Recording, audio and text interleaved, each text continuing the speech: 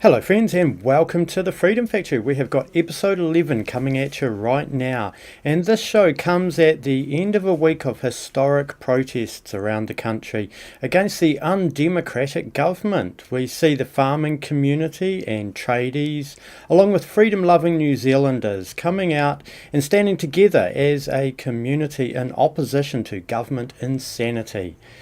As a prelude to this, there was the day before another protest outside the PM's office and of course ongoing protests at Tukaki Bay. And this is the kind of environment that is building at pace in this country, where we see smaller protests almost daily and larger protests every few weeks. There will be a resistance and the government will betray us anyway. The battle lines are drawn.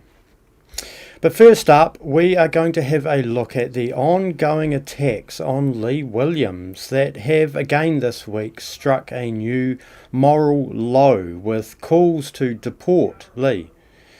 Then we're going to have a little interview that I did on Monday with the Mayor of the Waimakariri District, Dan Gordon. That was an interesting wee interview. And then we've got coverage from the Rangiora hell of a protest for you. After that, we have a quick look at the government's response to the protests, and it was quite a quick response too. And then we have the extensive coverage from the hell of a protest here in Christchurch for you, and that's some really good coverage. It's a really immersive experience, so I'm sure you'll enjoy that. And we end the show this week with a discussion that me and Kyle Chapman had earlier today, just about activism in general. It seemed like a good chance to talk about that. So all of that and more coming up for you right now.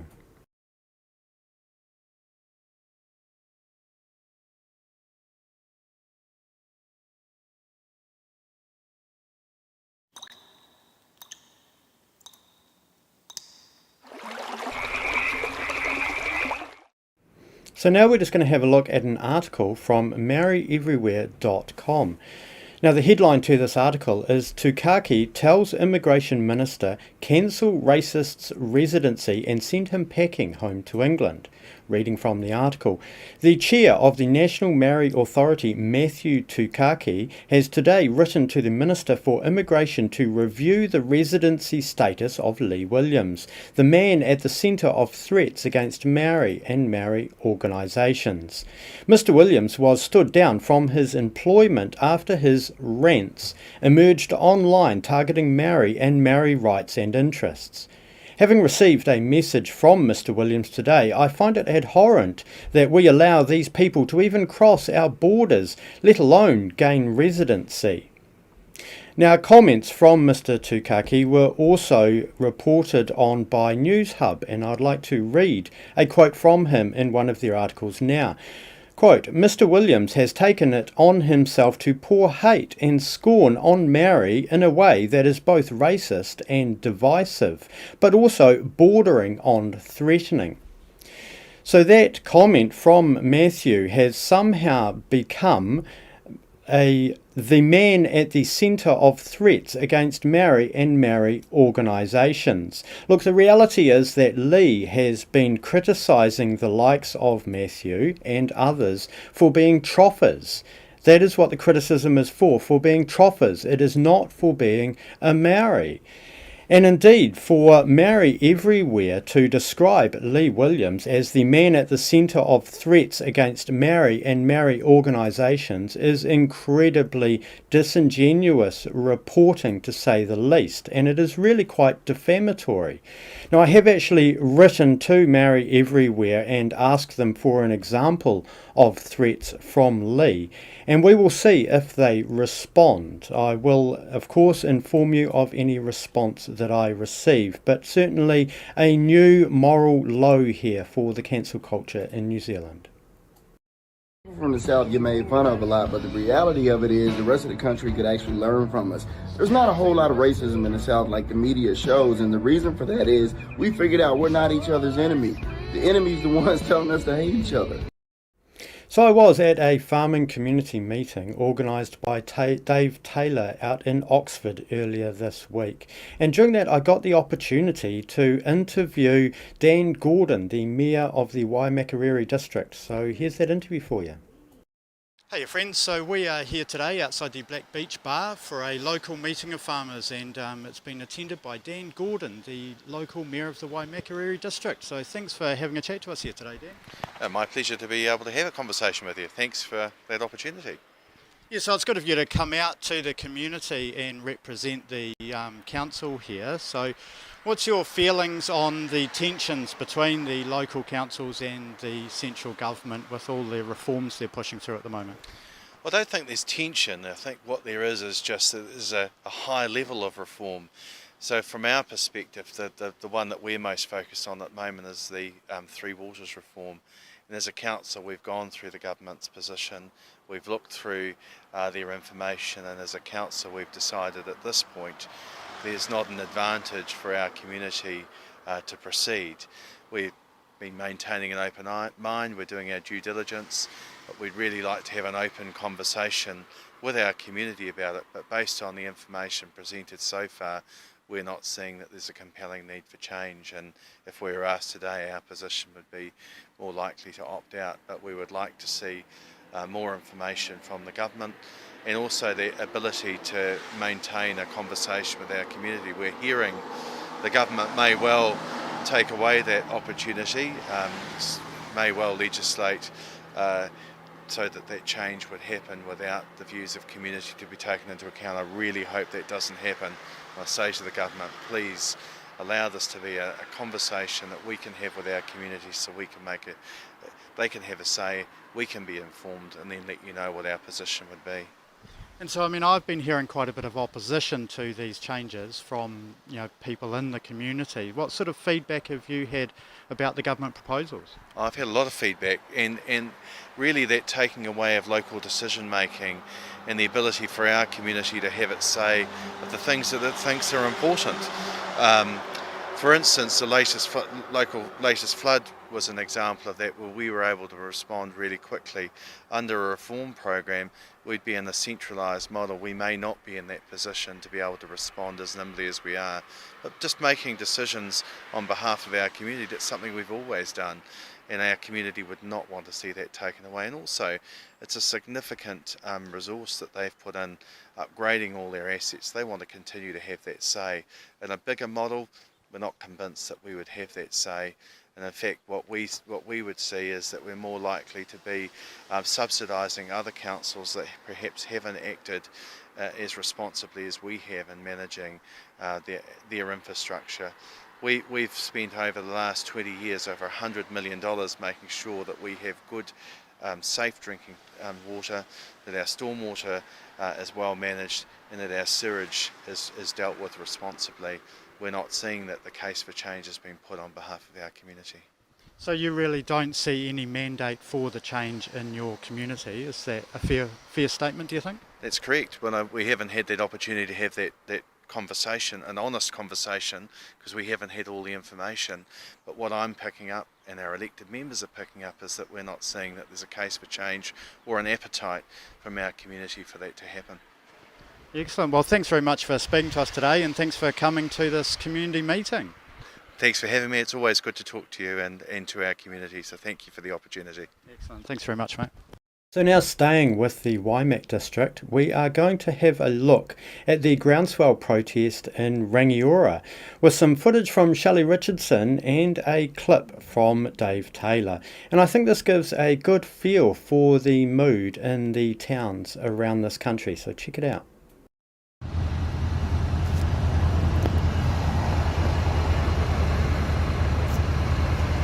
This is outside the Cust Hotel, and it's 9:45.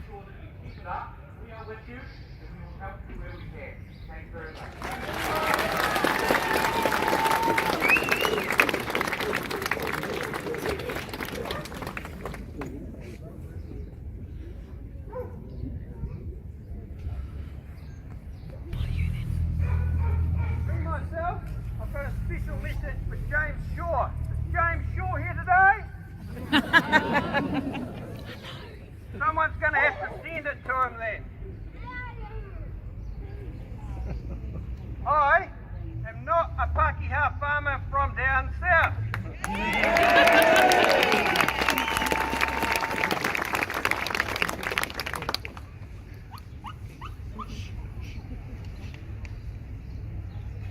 I call myself a New Zealand farmer. Yes! I descend from Ngāi Tahu and Pākehā line. I was bred just down the road. I went to Clarksville School and then Rangiora High. I've spent 20 years farming. Some of the land I farmed was once owned by my great-grandmother. Stewardship, looking after the soil, fencing off waterways, and all things that were done well before I was even bred, I think. Farmers are some of the best caretakers of the land and the environment. If you look after it, it'll look after you.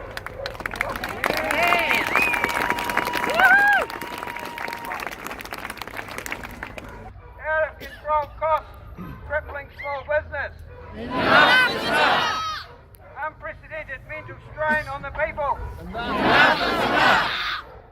Special note, this morning David Parker has announced, in response to the hell of a protest, don't expect the government to back down. I can assure you, Minister Parker, we will not be backing down either. He's not a minister, and he works for a corporation. They work for us. Oh, they don't, they work for a corporation. Yeah, I know. As we've all had a gutsful in the head. But we'll explain. So now I reckon since the dogs have been so quietly Supportive. the whole time I've been waffling on, it's about time they made some noise. So let's get in and have a great big bark up. So if you want to get started, get into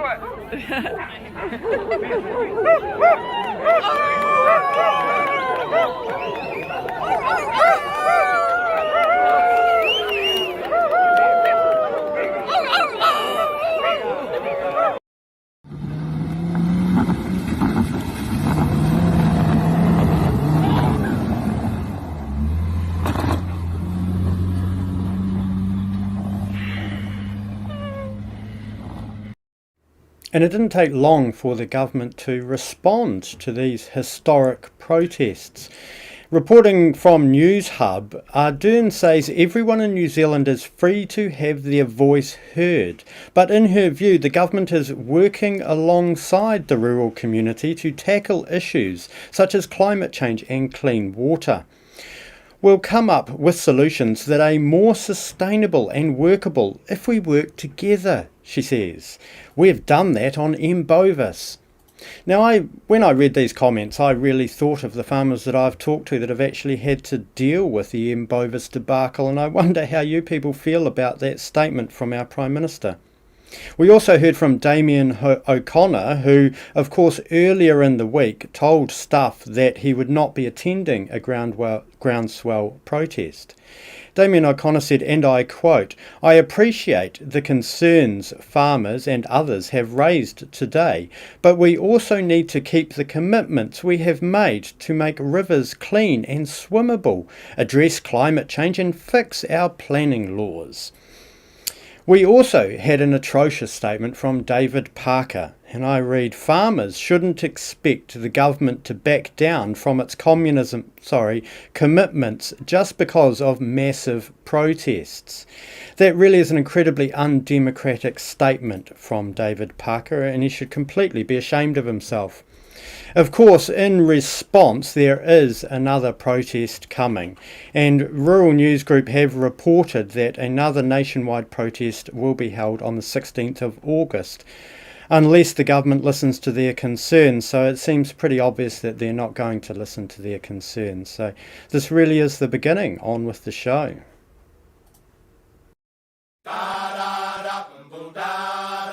The first thing that comes to mind, which is weird because it's grossly inaccurate, is like Fred Dagg, number 8 wire, All Blacks, toxic masculinity, whiteness, and it's cooked because that's not true. It's an old white man, pot belly, like hat, black singlet, gumboots, stubbies, canvas baits, drives a truck, has a dog, says bugger a lot, and is like, has an unseen partner who makes all the food. It's terrible. I hate it. So I was, of course, on the ground here in Christchurch to cover this historic protest, and I've put together a video log for you all to take you along on the journey, and may God defend our free land. Here you go.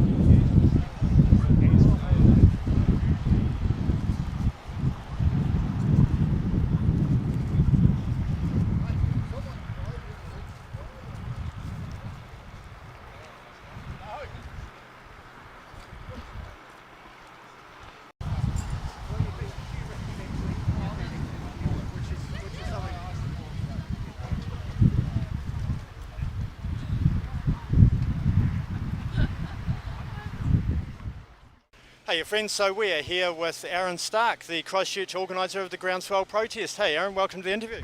Hey, how's it going? Thank you for coming along. Yeah, brilliant. So maybe to begin with, you could just tell us a bit about yourself and how you came to be in this position of organising the Christchurch protest. Hey, well, it's a wee bit about myself. I'm fifth generation. My kids are sixth generation farming on Bankston Peninsula. At the end of the day, how we got involved, we just got to a point where we needed to do something. We got to a point where, look, I've buried so many mates over the last couple of years due to suicide, due to the pressure that's been put on us by regulation, and that even comes into the urban sector, but just the amount of unworkable regulation we're getting. So we had to do something, and we're expecting maybe 50 to 100 people maximum today. We've had to start at Darfield and Leaston just to sort of take some of that overflow. So as you can see, there's a few, I think there might be 100 tractors now, I'm not sure. People should only starting to arrive about 10 minutes ago, or 10-15 minutes ago, so we're having a good turnout.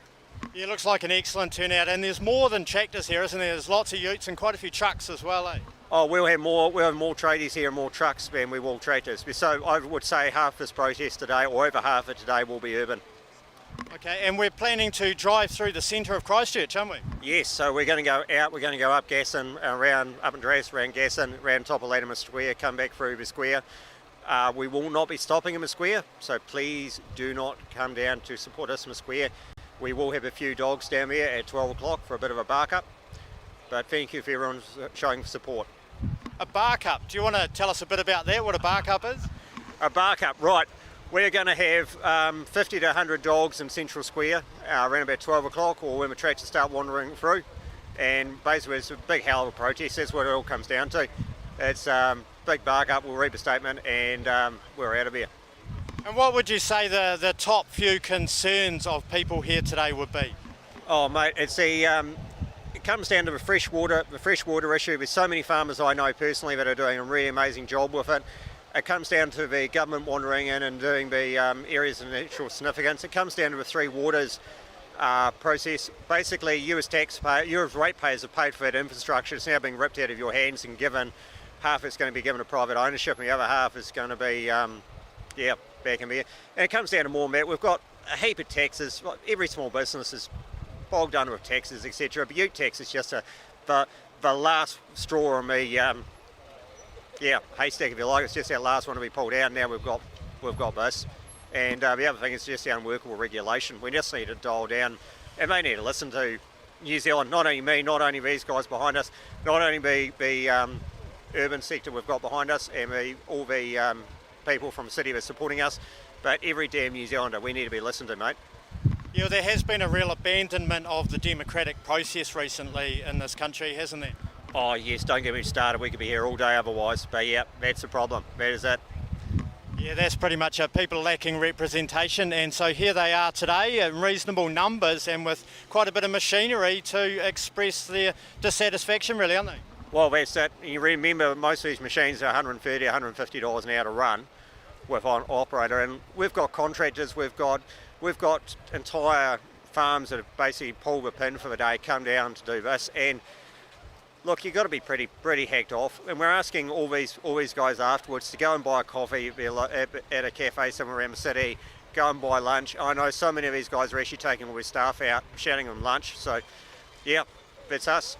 Yeah, that's right. It is actually quite a bit of expense for you guys to down tools effectively and come out like this, isn't it? Oh no, that's it. So you're looking probably what's representing today, there's thousands of dollars an hour in terms of lost time, lost revenue, and for contractors that are turning out, mate, the contractors are turning out, I really support them. They're all paying their staff to be here today. So if you see a branded ute, they're actually paying their staff to be here.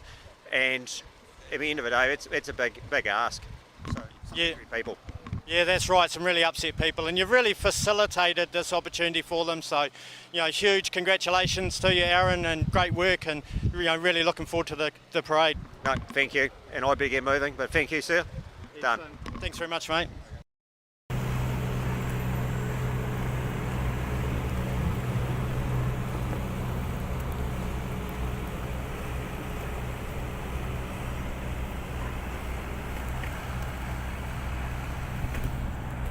Hey friends, so we're just here with Jackie in the queue waiting to leave on the protest. Hey Jackie, how you doing?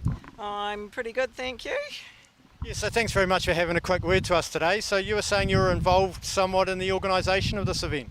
Yeah, I've been giving a hand and getting behind Aaron, so yeah, it takes a team effort.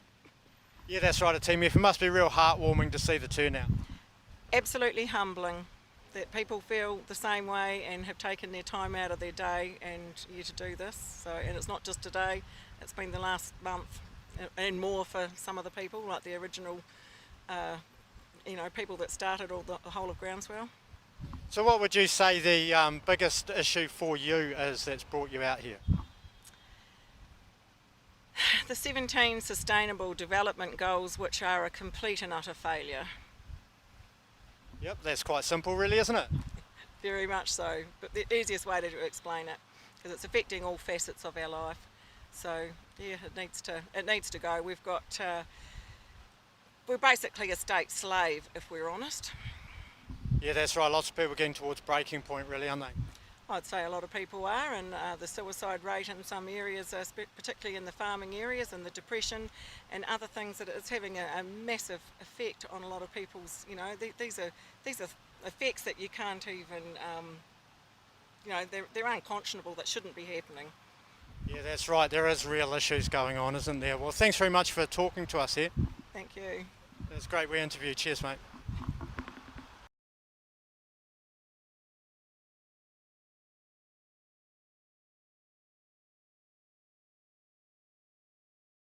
Hey friends, so we're here with Colin Cameron. Hey Colin, how you doing? Good mate.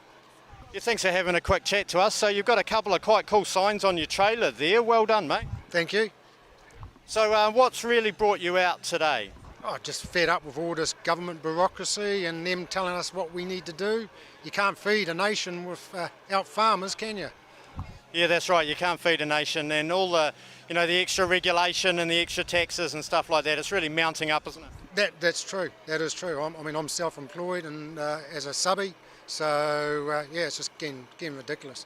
And we're the productive sector. I mean, look at the farmers. What happened to the tourism industry after COVID? It went into Bromley, crashed in the corner. The farmers kept on exporting produce to keep the country going. For Jacinda to be able to, put a bridge over the harbour bridge, well, beside the harbour bridge for the bike riders. Yeah, that's right. Yeah, the productive sector, they used to call it the real economy, didn't they, back in the day? That's right, and even Roger Douglas said it was a sunset industry. Well, it's still going, ain't it?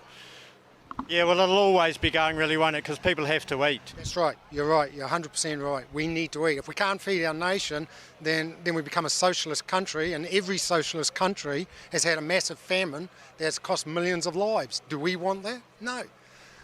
Yeah, that's exactly right. Socialism doesn't work, eh? No. Socialism doesn't work. Jacinda definitely wants that, the way she's going, especially with these SNAs taking people's land off them. Crazy. Yeah, for sure. Well, thanks for, taking the day off and coming out here and showing support. Thank you very much. Cheers. Yeah, cheers for the chat, mate. Good on you. Thank you. Hey, friends, so we're here with Linda McLaughlin. Hey, Linda, how you doing? Yeah, good, thanks. Yeah, so thanks very much for having this quick chat to us here today. Maybe you could just tell us why you've come and how you feel about what's going on. So I've come out because I'm supporting the group called Groundswell, and it's pretty much a protest for our farmers and standing up for our farmers, because really farming is not the thing of the past. That's what's been said by our Prime Minister, and it's a lot of bullshit. So we've come out here to just actually say to the government that we are unhappy as people of New Zealand, and especially farmers, because farmers is actually the backbone of our country. And so we are here today just supporting the cause and making sure that all New Zealanders are aware that without farmers, we haven't got revenue for our country and to run our country. So, yeah. Yeah, excellent. And this sentiment's been growing for a while, really, hasn't it? What's your take on just the general sentiment in the rural community? Yeah, I think it's, people can only take it for so long, and just the propaganda and a lot of things that are going on that, for a while we think, yes, the government's doing the right thing and whatever, but, as time goes on, it's actually not right what the government's doing with the reforms, with all the changes in legislation that's just taking place. It's actually not fair for our farmers, not fair for the people that work the land. They work so hard, and they're pretty much the backbone of our country. So we are here supporting them today. That's right. It's a call for fairness, really, isn't it? Well, thanks very much for having a chat to us, and have a good day. Pleasure. Thank you.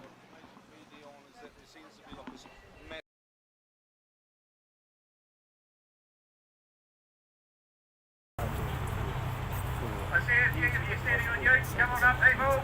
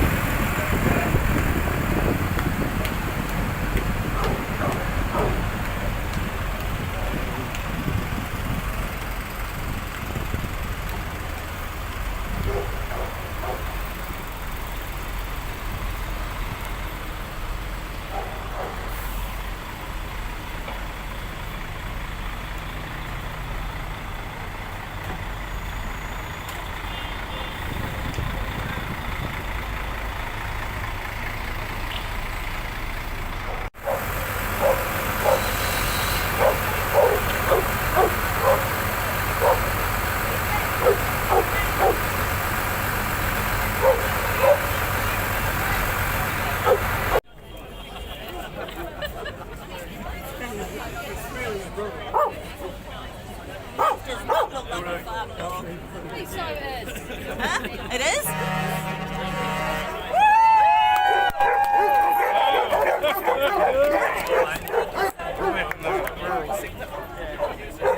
I'm really here.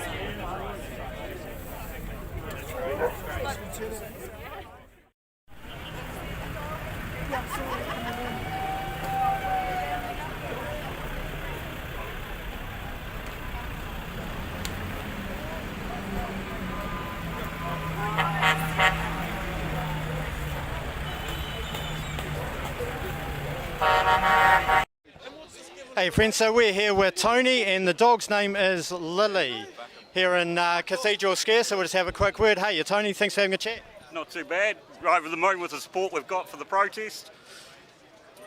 Yeah, so what is it that's brought you out here today mainly?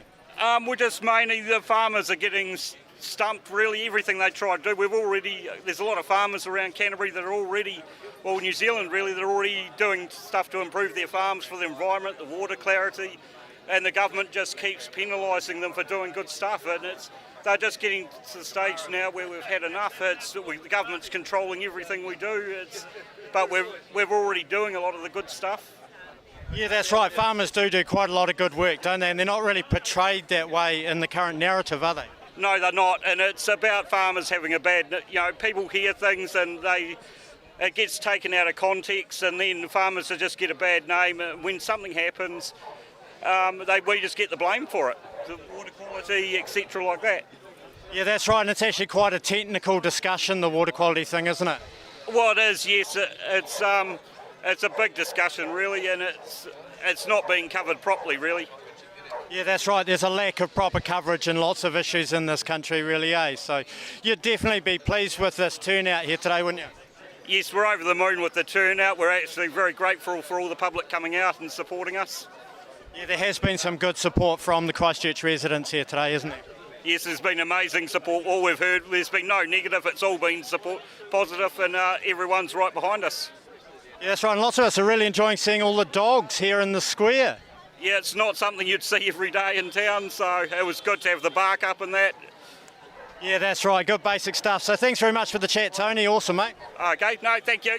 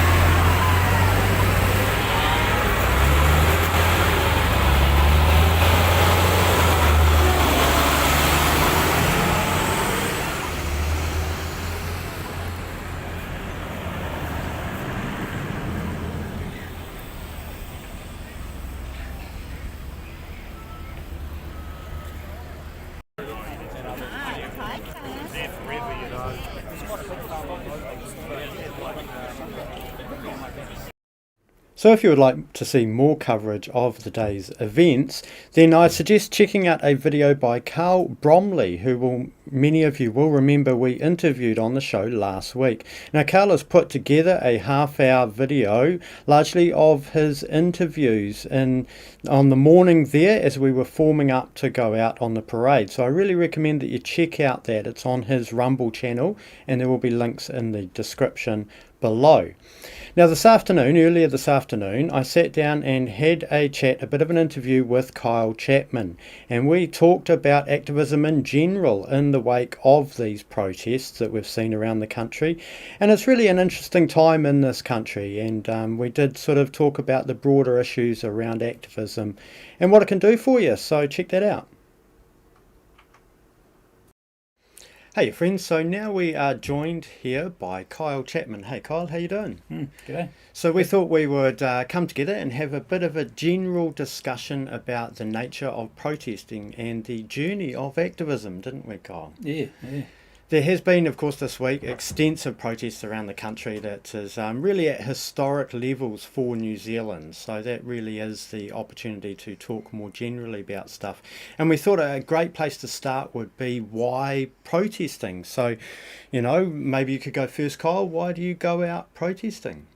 I think, like we talked about a little bit before the show started, it's not just about presenting a message to the government or the people. It's about meeting like-minded people, building a community, recruiting people for future projects. As we discovered when we were meeting people in the square, that allowed us to find people to come to other events that we're organising. Everything's connected. It's symbiotic in its nature. Everything's connected. That's right. Yeah, and it is based on relationships too, really, isn't it? And it is about getting out there and getting seen to oppose the government and meeting other people who also oppose the government. Yeah. Really, keep it quite basic, eh? So, and the similarities that you find. Yeah. I remember one of the first conversations that I had with people in the square where we realised that we were the same was somebody just said, I haven't watched TV for a couple of years, and then somebody else said, I haven't watched TV for a few years either, and next minute everybody that was in that conversation said, I haven't watched TV for years. Yeah. So that was one of the common denominators of people who show up to protests. Yeah, it is really, isn't it? Yeah. And we saw quite a lot yesterday of coming together, city folk and country folk that, one might have assumed there was quite a lot of difference between them, but actually there's a lot of similarities, really, isn't there? And a lot of anti-government sentiment throughout the society that got expressed a couple of days ago, really, didn't it? Yeah, and even the difference now in that event showed that we can get your average Joe to show up at protests. That's right. The average working guy. Like we were going through the utes, and just about probably half the utes had tradies signs on them. Yeah, they were actually working tradesmen. Right. Yeah, and certainly the protest here in Christchurch, there was a lot of Christchurch people turned up in support of it, really. There was a broader base to the scene, really. Yeah, and that was both rural and city, and even in the square I was quite surprised to see the number of just random people that showed up in the square to support the tractors going past. The tractor protest being quite a significant part of the event. For some reason, for all of us, the tractors has quite a powerful message in itself. Just bringing tractors into the streets of a city is quite a powerful message. And they are quite substantial machines. So there is a real mass there, isn't there, that's coming along, and the noisy engines and the mud on the tyres and the whole experience, really, isn't it? It was quite impressive. I was very impressed at how we got to see a lot of our activists that we know, which was great. I love seeing our activist community. They're not just other activists that they're like our family, our friends. That bond is unmeasurable. Yeah, and there was a lot of diversity, really, and that gives us a lot of hope. Just the great mix of people that came out, and it really is framing this time in history, really, isn't it? This is actually quite a significant time in the development of our nation. Yes. And, we do well to remember this, that these are very special days, and we need to, treat them with some preciousness and get up in the morning and go, what can I do today to, take part in this historic change, really, don't we? Yes, respect the process, eh? Yeah, that's right. We can choose to respect the process by getting out there and doing something, or we can just watch other people get out there and do something. I personally want to be part of the change, rather than just watching the change. And as we've talked about as well, there's a lot of depression, a lot of mental illness associated with the strategies that the government has made through lockdown and this COVID-19 overreaction. And it is psychologically designed to break people down, and that's so right. Action is the opposite, eh? Yeah. It's actually scientifically proven that after a disaster, the people that get out there and rebuild their community, come back to a normalised way of life really quickly, and their mental health is hardly affected. But the people who sit down and moan about the despair that they're in, they actually never get back to normality because they get stuck in that hole.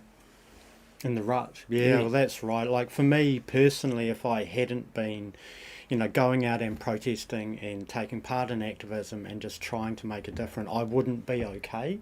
I just straight out would not be okay. I need to do this for my well-being, and I don't want to get in a few years' time through this really interesting formative time in our nation's history and not feel like I've done everything I can. I don't want to let myself down. Yep.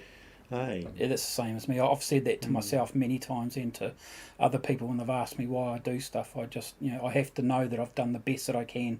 And if that means dying for this cause, then so be it. I've just got to know that at the end of my life, I did the best I can to do what's right. I don't want to be the guy who just watches other people doing it, like I said earlier. I don't want to be that guy that lives in my misery, waiting for other people to determine my destiny. Exactly. I want to determine my own destiny. Yeah, that's right. Take it, grab it, and seize the day, as they say. And that's what we're free people. That's right. But we're not free free people, if we just sit back and wait for other people to decide what's going to happen in our lives. Yeah. Well, for me, I'm only free if I'm an activist. Yeah. If I'm just sitting at home doing what the government tells me to and complaining about it, then I'm not really free. I'm just trapped in complaining. Yeah. I'm not complaining. I'm doing something about it. What other people might think it's complaining, but because I'm doing something about it, I'm actually moving towards a goal. Yeah, that's right. And developing as a person. And that's absolutely. a real big thing. I know that for myself, I've developed a lot. That this journey over the last year has in huge measure been about becoming the kind of person that I need to be to get through this. And as a nation, I think that's what it's about. And when we come out and protest, every time you go out and make a stand like this, you develop a wee bit as a person. You become more willing to be out in public and get seen in public and voice your opinion and have your voices heard. And I think I saw a lot of that. You build your courage and boldness, and I mean, that is a big thing that I would say to the farmers, that, it's your world too, mate. And if you want to take your tractor and block up the main street of your local town, well, you're allowed to. It's your world too, and you're allowed to have your say.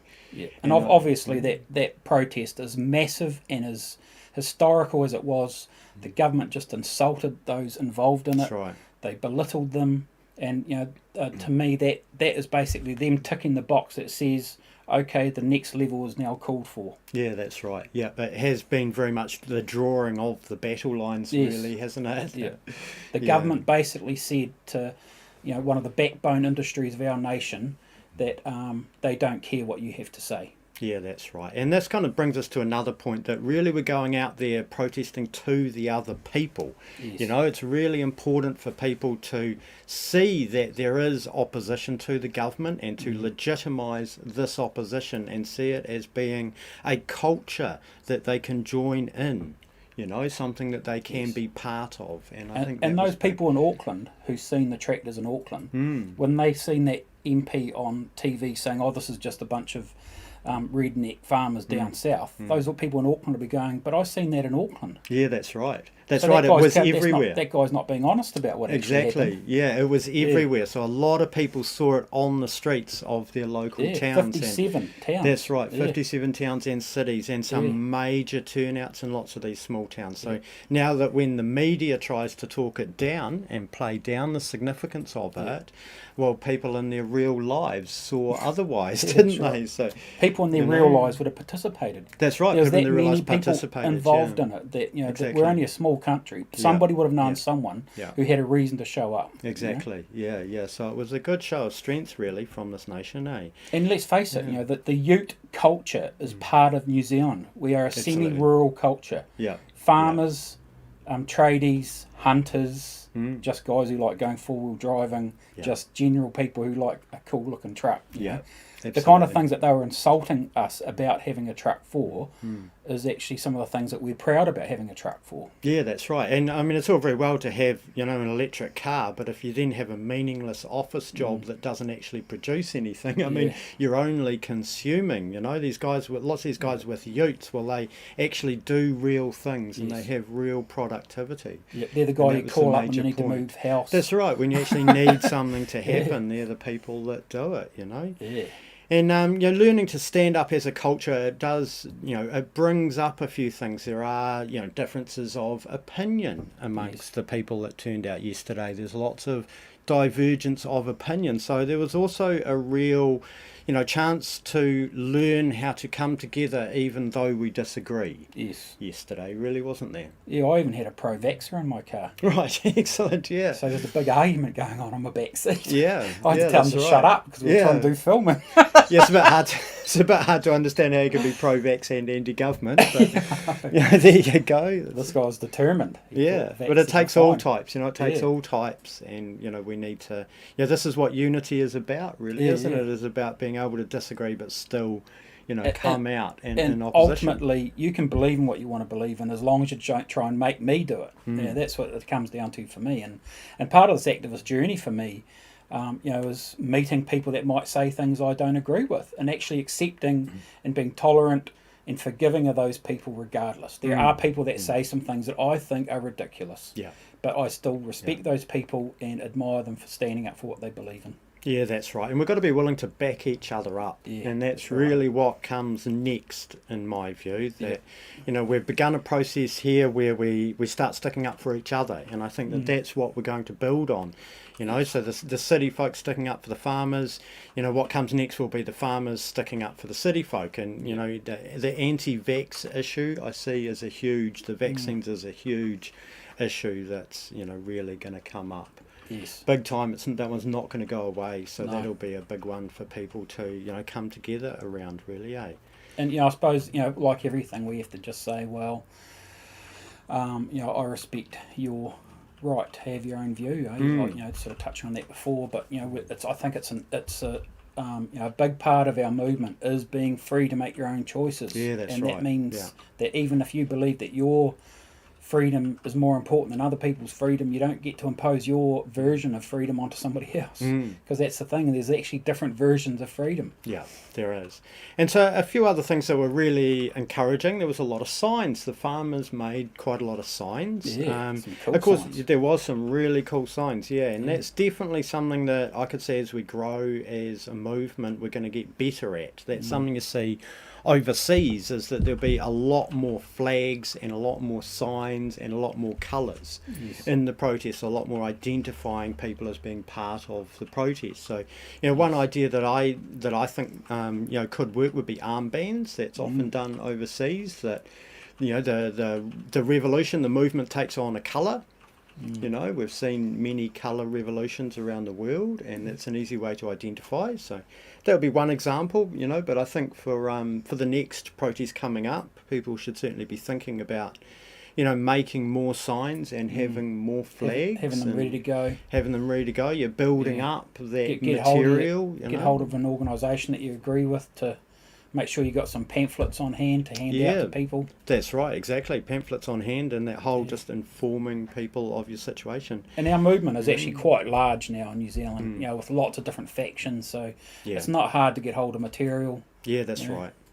Lots of material is getting produced now, yeah. And it doesn't take much to paint a sign if that's all you can do. Yeah, and it really is about building this culture of resistance, really, isn't it? And just learning to stick up for each other and look after each other and, stand up for what's right. And really? Showing up, That's showing up. Big part of it. Show up, show up and show your support. Yeah. One of my beefs that I've complained a bit about on Facebook and Telegram lately is, we honestly, some chat groups are just spammed constantly with photos and videos of all these protests around the world, but that's great. But show up into the New Zealand one. Show up to it. Yeah. Take some photos there, videos there. Yeah. And which has actually been done, which was great. The day after the protest, there was... I couldn't turn on my Facebook without seeing heaps and heaps of video footage and photos of the protest, which is great. I'm so happy about that. Yeah, it was good. It was good to see people really start to film it and do live streams and take more pictures, because that's a huge factor. Look, if you don't record it, if you don't document it and have that material for people to watch it, it's like you have to do it all again. Yeah. Until you do start producing that material. So it's we are taking our place in history. That's right. And we've got to record our place in history. Exactly, yeah. We've got to create our own mythology, our own storyline, because we are up against an enemy that will constantly tell lies, that will constantly say horrible things about us to try and get people not to listen to us. We are up against a very cunning foe, and the only way we can counter that is record and show. And show. Yeah. And I guess for me, one of the biggest thing really is it's about building this culture, and it's about becoming the kind of people that we need to be, to change this country and to take this country back. And we really do that through activism, through getting seen and speaking up and developing ourselves into these kinds of people, really, don't we? And the more we are willing to show ourselves, the more credible we make our movement. Exactly. The more of us, the more people, that just say, "Oh, I'm sick of worrying about people knowing my identity," or "I'm sick of worrying about the media might get hold of me and slander me." We've just got to accept that that's the way it is. You've got to accept that you might get a knock at the door, because from the police or some kind of authority, because that is part of it. You just got to accept it, and you know what? Right.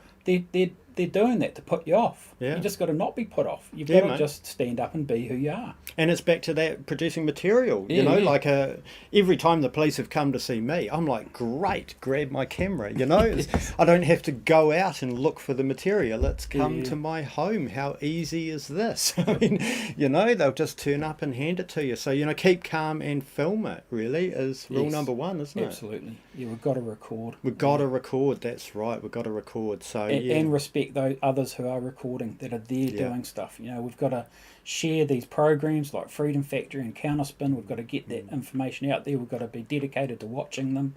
We've got to support those that are involved in it and in other action. We don't down people that are doing action, even if it's action that we may not want to participate in. There is action out there that I have no interest in whatsoever, but you know what? I respect the people who do it.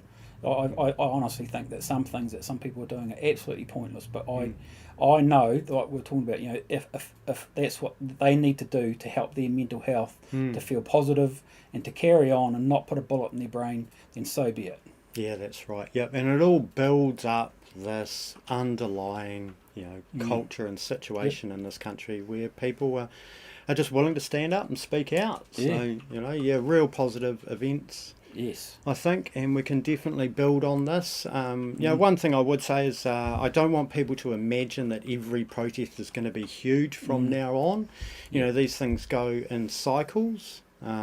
So we may not have another protest as big as this for quite a while. It's a bit hard to know how things will work out. But you don't have expectations about stuff. That's right. Expectations bum you out, man. Yeah, they do. Don't have expectations. We're lucky here in Christchurch because we've got a really good core of protesters, because we met each other in the square and we got to know each other, and we know to get hold of each other.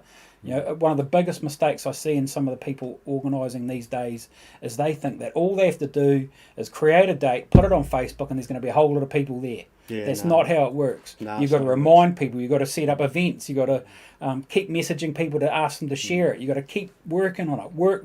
You've got to do stuff to get the results. This has just happened to do with this event happening on the 25th, is it? Yeah, something like that. You ask them who the organiser is, and nobody tells you. You can't do that. You've got to have an organiser. You've got to have a front person. You've got to have people that are going to be accountable. There's a lot of luck involved as well. The day could come along and it could just be horrible thunderstorms and hail, right. and or it's just not the right mood, and and it's like this groundswell protest that we had. Well, there was a number of things in the lead up to it that really aggravated people and pissed them off. Yes.